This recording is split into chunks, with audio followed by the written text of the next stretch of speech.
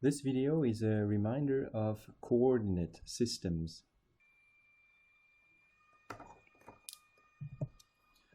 So for most of the class, there are two coordinate systems that you need to be familiar with, Cartesian coordinates and polar coordinates. Later on in the course, we'll also discuss spherical coordinates, but that will only be for a short section of the class. So really, the most important ones are Cartesian coordinates and polar coordinates. And we'll first discuss these for a scalar field.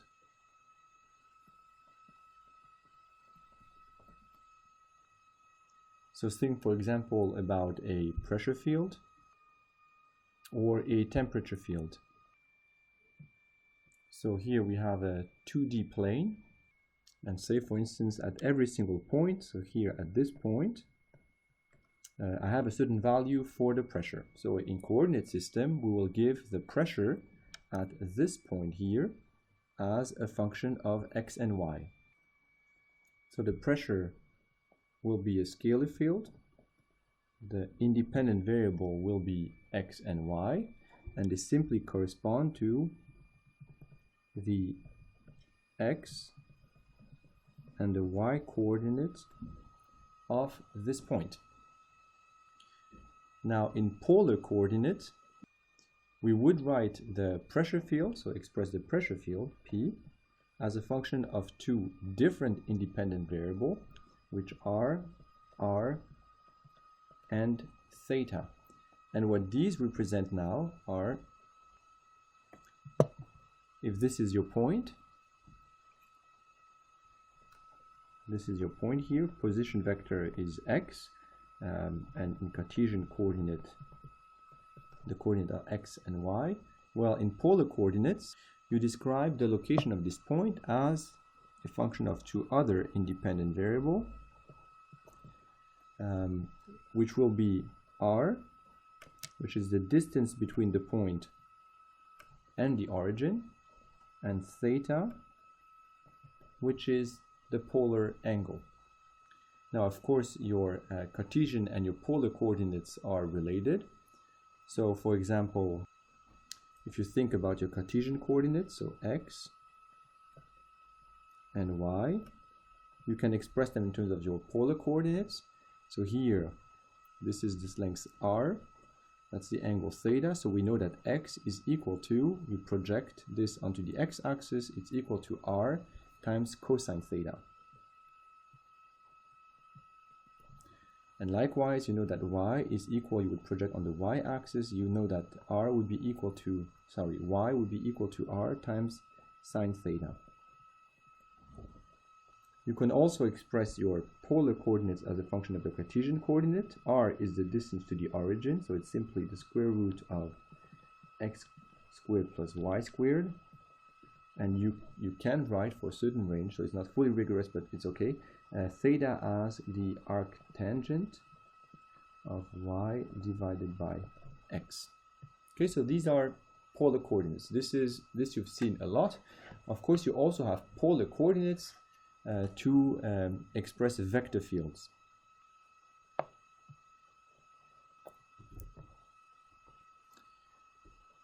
Alright, so it's not much more complicated for vector fields, but there is something that you have to think about. So when do you have a vector field? That is, for example, when you're looking at a velocity field or a vorticity field.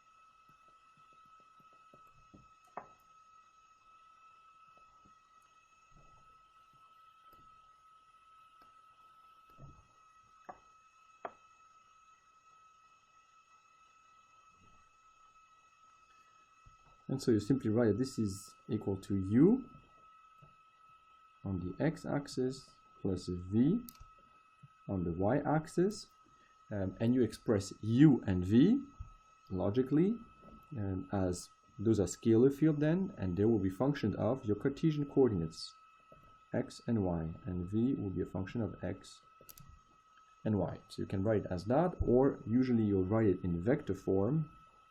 U is equal to the x component of the velocity field and the y component of the velocity field. So this is Cartesian coordinates. Now you can also express a vector field in terms of polar coordinates. So in that case, things are a little bit different. Here I'm taking the same example. I have the same vector field, so a vector at every single location. And at this particular location here, I want to express my velocity vector in polar coordinates. Of course, you already have an idea that everything will not be a function of x and y, but will be a function of r and theta. But that is not the only difference for polar coordinates, because what you do is that you also don't give the components of the velocity vector in a Cartesian base, but you give the component of your velocity vector in the local polar base. So here you define a local a unit vector in the radial direction. This is the radial direction, and a local vector, unit vector, in the circumferential direction, which is normal to the radial direction. Right? And you express your vector as its component along these two vectors. So you have here UR, which is the radial component of your vector along the r direction, plus u theta, which is the circumferential component, which is the component of your velocity vector in the circumferential direction. And so you can write your velocity vector. Actually, let me write my velocity vector here directly as a function of r and theta, and you decompose it as the component along the radial direction plus the component along the circumferential direction. And all of these functions, the radial component and the circumferential component, are a function of r and theta. And so when you report the velocity vector, then you don't report the Cartesian components, you report the radial component and the circumferential component. And of course, there is a way of jumping between one and the other. And so how you jump between the two is straightforward. You see that your unit vector in the radial direction here is simply cosine theta times your unidirectional vector in the x direction plus sine theta y, and the unit vector in the circumferential direction is equal to, we're going to negative direction, so it's negative sine theta plus cosine negative sine theta x plus cosine theta y. So with that, you can directly express your Cartesian components as a function of your polar components, and you find that u is equals to cosine theta ur minus sine theta u theta, and v is equal to sine theta ur plus cosine theta u theta.